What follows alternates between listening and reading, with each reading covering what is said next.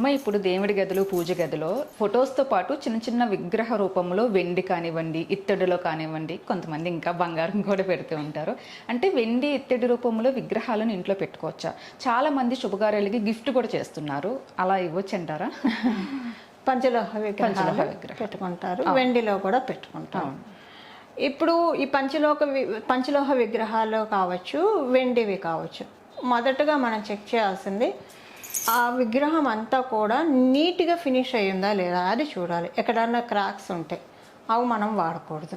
చిన్న క్రాక్ ఉన్నా కూడా మనం దాన్ని చూసుకోవాలి, కొనుప్పుడే తీసుకోవాలి, చూసి తీసుకోవాలి.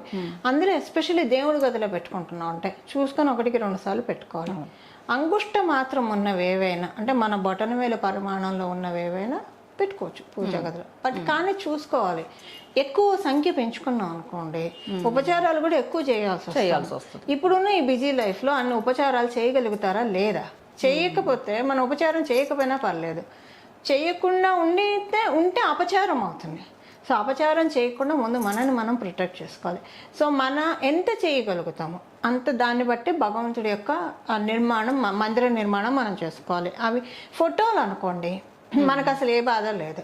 ఒక్కో రోజు ఊరెళ్ళాము, చేయకపోయినా పర్లేదు. ఇప్పుడు ఆడవాళ్ళు ఇంట్లో 3 రోజులు నెలసరి ఉంటుంది, ఆ టైంలో పూజ చేయరు. 3 రోజులు అంటే 4 రోజులు చేయరు, ఒక్కోసారి 5వ రోజు కూడా చేయలేకపోతాం.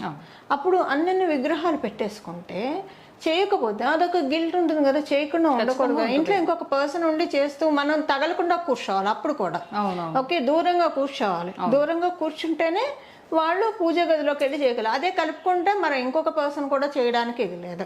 అలాంటప్పుడు ఫోటోలు అయితే ఎలాంటి ఇబ్బంది లేదు, మనం ఒక రోజు చేయకపోయినా ప్రాబ్లం లేదు.